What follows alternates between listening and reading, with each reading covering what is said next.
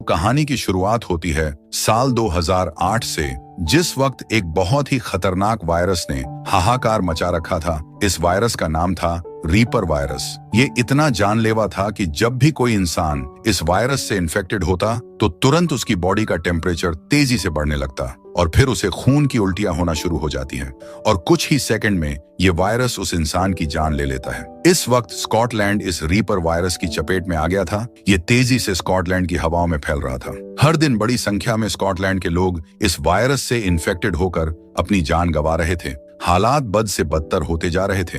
अब क्योंकि स्कॉटलैंड को यूके का ही हिस्सा माना जाता है, इसलिए यूके पूरे स्कॉटलैंड को कवर कर देता है। स्कॉटलैंड के आसपास चारों तरफ 30 फीट की ऊंची दीवार खड़ी कर दी जाती है, जिसके बाद स्कॉटलैंड न सिर्फ यूके से बल्कि पूरी दुनिया से अलग हो जाता है, जहां न कोई जा सकता था और न ही वहां से कोई बाहरी दुनिया में आ सकता था। ये सब इसलिए किया गया था ताकि स्कॉटलैंड के इन्फेक्टेड लोगों से दुनिया को बचाया जा सके। स्कॉटलैंड की इस चार दीवारी के पीछे इन्फेक्टेड लोगों को तो रखा ही गया था, साथ ही जो लोग सही सलामत थे वो भी यहीं बंद कर दिए गए थे, जिस वजह से वो भी इस वायरस का शिकार हो गए। यहाँ का माहौल बहुत ज्यादा खतरनाक हो गया था। इस दीवार के बाहर आर्मी को तैनात किया गया था ताकि कोई भी यहाँ से बाहर कदम न रख सके। सभी लोग यूके के इस फैसले से काफी गुस्सा थे। वो बस किसी तरह इन इन्फेक्टेड लोगों के बीच से निकलना चाहते थे।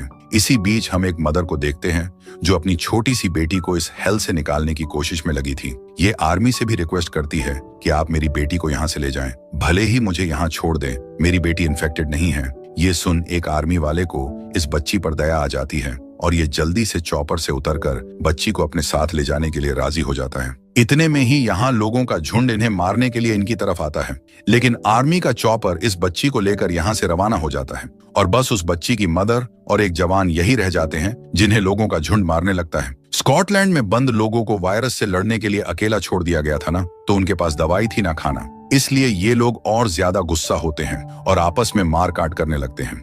ये लोग न सिर्फ औरतों के साथ गलत काम करते हैं, बल्कि खाना ना होने के कारण लोगों को ही खाकर अपना पेट भी भरते हैं। सभी देश और यूएन के समझाने पर भी यूके स्कॉटलैंड को ऐसे ही तड़पने के लिए छोड़ देता है, जिससे सभी देश यूके से अपने रिश्ते खत्म करने लगते हैं और इन बिगड़ते हालातों का असर यूके की इकोनॉमी पर भी पड़ता है।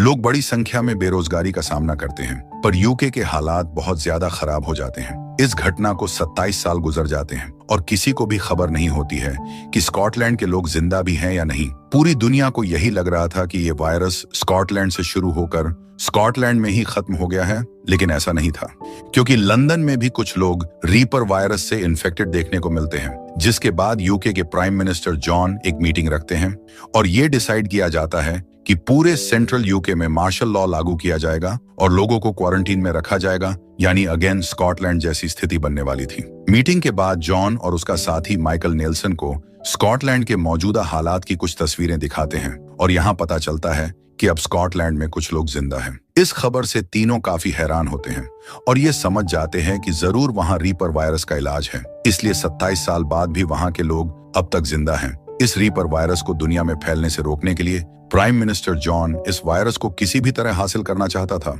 इसलिए ये नेल्सन को एक स्पेशल टीम बनाने का ऑर्डर देता है ताकि वो टीम स्कॉटलैंड जाकर वहां के रिसर्चर डॉक्टर केन को ढूंढकर उससे रीपर वायरस का क्योर पता कर सके। दरअसल 27 साल पहले डॉक्टर केन अपनी टीम के साथ इस वायरस का क्योर ढूंढने की कोशिश में लगे थे, लेकिन उन्हें भी बचाने की बजाय यूके की सरकार ने वहीं मरने के लिए छोड़ दिया। लेकिन वहां के जिंदा लोगों को देख पीएम जॉन समझ जाता है कि ये क्योर डॉक्टर केन का ही कारनामा है, जिसे अब जॉन पाना चाहता है। नेल्सन एक टीम बनाता है और इस टीम में मेजर ईडन भी होती है। बता दे, ईडन वही लड़की है जिसे आर्मी ने बचाया था। ईडन इस मिशन के लिए तैयार हो जाती है और जल्द ही स्कॉटलैंड के आर्मी बेस में पहुंच जाती है। यही इसे अपनी बाकी टीम के मेंबर्स मिलते हैं, जिसमें नॉर्टन, स्ट्राइलिंग जैसे कई लोग थे। ये पूरी टीम आज रात ही 2 बड़े टैंक्स की मदद से स्कॉटलैंड की दीवार के उस पार पहुंच जाती है। रास्ते में इन्हें एक भी इंसान दिखाई नहीं देता, सिर्फ जानवर ही जानवर होते हैं। सावधानी बरतते हुए ये टीम डॉक्टर केन की लास्ट लोकेशन पर पहुंच जाती है। ये लोकेशन एक लैब की थी। कुछ लोग लैब के अंदर जाते हैं और कुछ बाहर टैंक में रुककर पहरा देते हैं, लेकिन तभी बाहर टैंक के पास एक लड़की खड़ी दिखाई देती है जो कि बेसुध हालत में थी। ये देख एक जवान टैंक से बाहर निकलकर इस लड़की के पास आता है। इससे पहले कि ये जवान इससे कुछ पूछताछ करता, ये लड़की यही बेहोश हो जाती है, जिसे ये जवान पकड़कर अपने टैंक में ले आता है और पूरी टीम को इस लड़की के बारे में इत्तला करता है। इधर लैब में ईडन अपनी टीम के साथ कुछ खास इन्फॉर्मेशन ढूंढने की कोशिश करती है, लेकिन अफसोस ना तो यहाँ इसे डॉक्टर केन मिलता है और ना ही कोई जानकारी। कुछ देर तक छानबीन करने के बाद भी जब इन्हें कुछ फायदा नहीं होता तो ईडन अपनी टीम के साथ यहाँ से जाने लगती है, लेकिन तभी कुछ लोग यहाँ आकर इन पर अटैक करना शुरू कर देते हैं। ये लोग देखने में काफी अजीब और खतरनाक थे। देखते ही देखते इनकी संख्या बढ़ जाती है और ये बहुत सारे लोग मिलकर ईडन के टीम मेंबर्स को चारों तरफ से घेर लेते हैं और इन पर हमला भी करते हैं। हालांकि ईडन की टीम भी इनका पूरी बहादुरी से सामना करती है और यहाँ खूब जोरदार फाइट होती है, लेकिन ये अजीब लोग तादाद में ज्यादा थे, इसलिए ये टीम थोड़ी कमजोर पड़ जाती है और इनके बचने का कोई रास्ता नहीं होता। इसलिए नॉर्टन और स्ट्राइलिंग यहाँ से दूसरी दिशा में बचकर भाग जाते हैं। इधर हम टैंक में उस लड़की को देखते हैं जो बेसुध हालत में थी। ये भी होश में आ जाती है और इन सब लोगों को मार देती है। दरअसल यह लड़की भी इन्हीं अजीब लोगों के साथ शामिल थी। अब सिर्फ ईडन और एक टीम मेंबर ही बचता है जिसे ये लोग पकड़ लेते हैं। ये लोग कैनिबल्स थे जो इंसानों का मांस खाते थे। 37 साल पहले जब स्कॉटलैंड के लोगों को क्वारंटीन किया गया था तो ये लोग काफी खूंखार हो गए थे। दवाई, खाना पानी कुछ भी ना होने की वजह से ये लोग आपस के लोगों को ही मारकर खाने लगे थे। इसलिए ये लोग अब तक जिंदा थे और इनके जो बच्चे थे, आगे की जनरेशन थी, वो भी इंसानों का ही मांस खाया करती थी। इन सब का लीडर सिर्फ एक ही था जिसका नाम था सोल। ये भी एक कैनिबल ही था और काफी खतरनाक था। सोल के साथ साथ इस नई जनरेशन को डॉक्टर केन ने यही बताया था कि दीवार के उस पार कोई दुनिया नहीं है। हमें दीवार के इस पार रहकर ही अपने पापों की सजा काटनी होगी और यही हमारी दुनिया है। इन लोगों को डॉक्टर केन के बनाए हुए रूल्स ही फॉलो करने थे और सब लोग इसी के रूल्स मानते थे, लेकिन सोल इन सब से काफी अलग था। इसे यकीन था कि डॉक्टर केन सबसे झूठ बोलते हैं। दीवार के उस पार भी एक दुनिया है, वहां भी लोग रहते हैं। सोल जब ईडन को देखता है तो उसे अपना अंदाजा बिल्कुल सही लगता है कि हाँ, हमारी इस बंद चार दीवारी के बाहर भी एक खुली आजाद जिंदगी है जहां लोग खुशी खुशी रहते हैं। सोल के पास अपनी एक अलग आर्मी भी थी और अब ये अपने सभी लोगों को बताता है कि हम लोग जल्द ही इंग्लैंड पर हमला करेंगे और उसे अपना बना लेंगे। इसके बाद यहाँ सैक्रिफाइस सेरेमनी रखी जाती है जिसमें ईडन के एक टीम मेंबर को जिंदा जलाया जाता है, जिससे ये शख्स काफी ज्यादा चीखता है, चिल्लाता है, लेकिन इन लोगों पर कोई असर नहीं होता, बल्कि इसे जलाने के बाद ये लोग इसे बड़े मजे से खाते हैं। इसी बीच इन कैनिबल्स का एक मेंबर ईडन के लिए खाना लेकर जाता है, जो कि अभी एक जेल में बंद थी। ईडन बड़ी ही चालाकी से इस आदमी को पकड़ लेती है और इससे चाबी छीनकर यहाँ से आजाद हो जाती है। रास्ते में ईडन कई सारे कैनिबल्स को मारते हुए आगे बढ़ती है और तभी इसे एक जेल में बंद लड़की दिखाई देती है जिसका नाम कैली था। कैली ईडन से कहती है कि मैं जानती हूँ डॉक्टर केन कहाँ है, अगर तुम मुझे यहाँ से आजाद कर दोगी तो मैं तुम्हें डॉक्टर केन तक ले जाऊंगी। ये सुन ईडन कैली की शर्त कबूल कर लेती है। इससे पहले कि ईडन कैली को जेल से बाहर निकाल पाती, यहाँ सोल की पार्टनर वाइपर आ जाती है और ईडन पर अटैक कर देती है। ईडन वाइपर को बहुत ही अच्छे से हैंडल करती है और इसे बुरी तरह मारकर इसका सर धड़ से अलग कर देती है और फिर कैली को जेल से बाहर निकालकर जल्दी से यहाँ से भागने लगती है। एक जगह ईडन को अपना कुछ सामान मिलता है जिसमें वॉकी टॉकी भी था। ईडन इससे अपने टीम मेंबर्स से कांटेक्ट करती है। ये मैसेज नॉर्टन और स्टिरलिंग भी सुन लेते हैं, जिसमें ईडन इन लोगों को ट्रेन के पास बने प्लेटफॉर्म पर मिलने के लिए बुलाती है। लेकिन वहां पहुंचने से पहले ही सोल को पता चल जाता है कि ईडन और कैली भाग चुकी है, इसलिए इन्हें पकड़ने के लिए सोल अपने कई सारे आदमियों को इनके पीछे भेज देता है।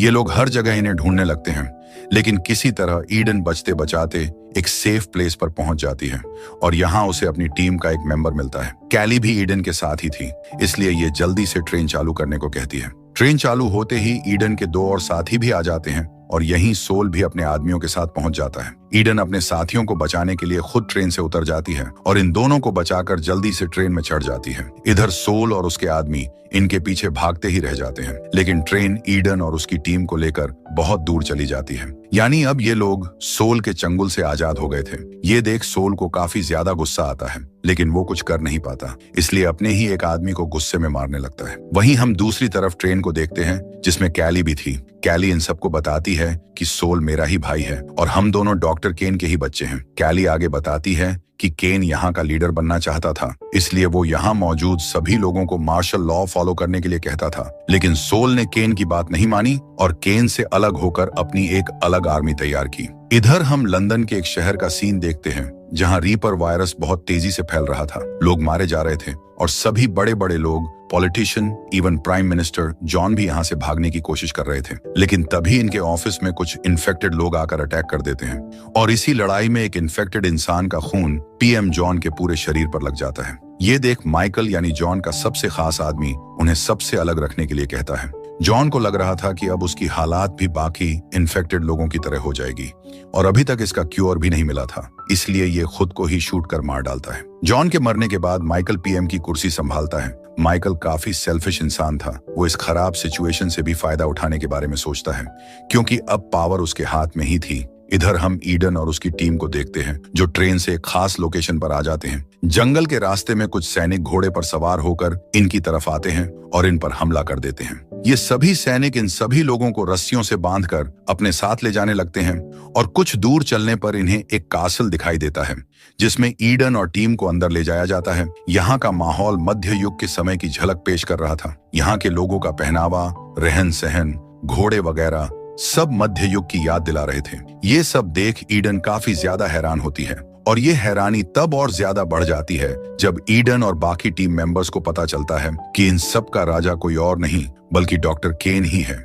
इसी ने अपना एक अलग किंगडम बनाया था और मध्य युग के समय की तरह ही डॉक्टर केन इस साम्राज्य को रूल कर रहा था। यहाँ हर इंसान इसी के बनाए रूल्स फॉलो करता था। सैनिक इन सब लोगों को डॉक्टर केन के सामने लेकर जाते हैं और ईडन कहती है कि लंदन में रीपर वायरस फैल रहा है। हम जानते हैं कि तुम इस वायरस का क्योर जानते हो, इसलिए हम तुम्हारे पास आए हैं जिससे हम क्योर जानकर लोगों को बचा सके। ये सुन केन हंसने लगता है और कहता है कि मैं जानता था कि सैटेलाइट हम पर नजर जरूर रखेगी, इसलिए मैंने ये अलग जगह चुनी और काफी सालों से मैं यहीं छुप कर रह रहा था, लेकिन तुम लोग यहाँ भी आ गए। इस पर ईडन काफी ज्यादा गुस्सा होती है और कहती है कि तुमने सेल्फिश बनकर सिर्फ अपने ही लोगों का इलाज किया जबकि पूरी दुनिया से उस क्योर को छुपा कर रखा। तुम्हें एक डॉक्टर होने के नाते ऐसा नहीं करना चाहिए था। ये सुन केन भी काफी ज्यादा गुस्सा करता है और कहता है कि 27 साल पहले सरकार ने ही हमें बिना खाना, पानी, दवा के इस जहन्नुम में तड़पने के लिए छोड़ दिया था। यहाँ पर कोई क्योर नहीं है। जो भी लोग आज जिंदा हैं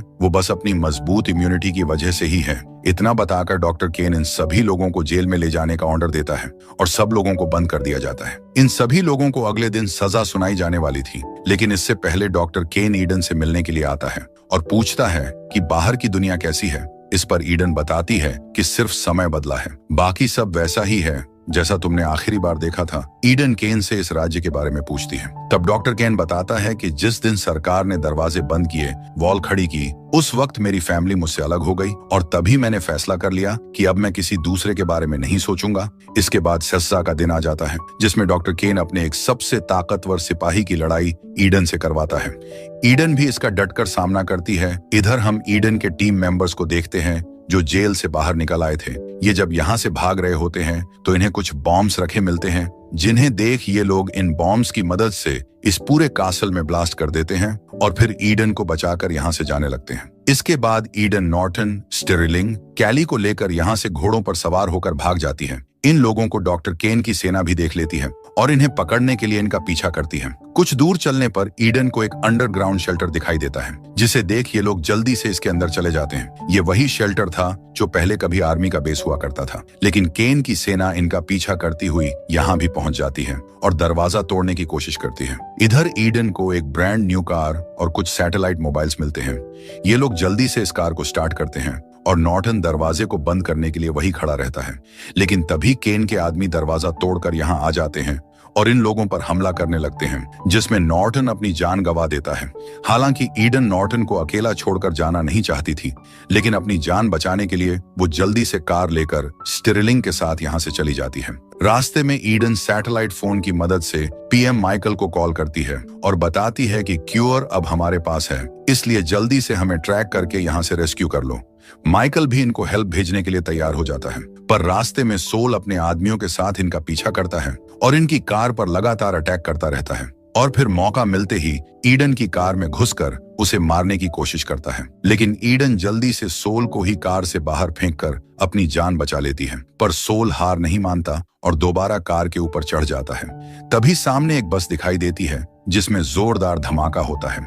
इसी ब्लास्ट में सोल मारा जाता है और ईडन सेफली कार को लेकर आगे निकल जाती है। कुछ देर बाद माइकल टीम को लेने के लिए आ जाता है ईडन माइकल को बताती है कि कैली वायरस से इम्यून है, हम इसके ब्लड से वैक्सीन बना सकते हैं। ये सुन माइकल हंसने लगता है और कहता है जितना ज्यादा टाइम लगेगा उतना ही प्रॉफिट भी बढ़ेगा। दरअसल माइकल चाहता था कि पहले पूरी दुनिया में ये रीपर वायरस फैल जाए, उसके बाद ये वैक्सीन बनाकर बेचे और ज्यादा से ज्यादा प्रॉफिट कमाए। ईडन माइकल को अच्छे से जानती थी, इसीलिए ये इसकी सारी बात रिकॉर्ड करती है। इसके बाद माइकल स्टाइलिंग और कैली को यहाँ से अपने साथ ले जाता है, लेकिन ईडन इन लोगों के साथ जाने से मना कर देती है, क्योंकि ईडन बाहरी करप्ट दुनिया से बेहतर इस चार दीवारी की दुनिया में रहना सही समझती है।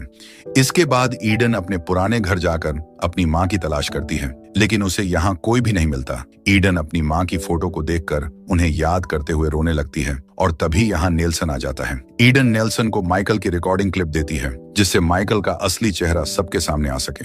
जब ये रिकॉर्डिंग पूरी कंट्री में ब्रॉडकास्ट की जाती है तो माइकल का पूरा करियर तबाह हो जाता है, क्योंकि उसकी असली सच्चाई अब सबके सामने आ चुकी थी।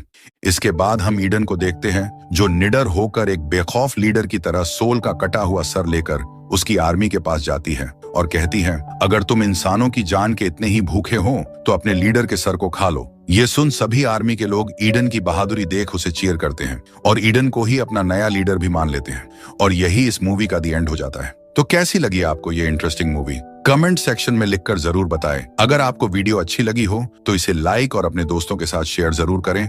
साथ ही अगर हमारे चैनल पर नए हैं या इससे पहली बार जुड़े हैं तो इसे सब्सक्राइब करना ना भूले। ऐसी ही नॉलेजेबल वीडियोस पाने के लिए बेल आइकन को प्रेस भी कर ले। मिलते हैं अगली वीडियो में, तब तक के लिए bye bye and take care.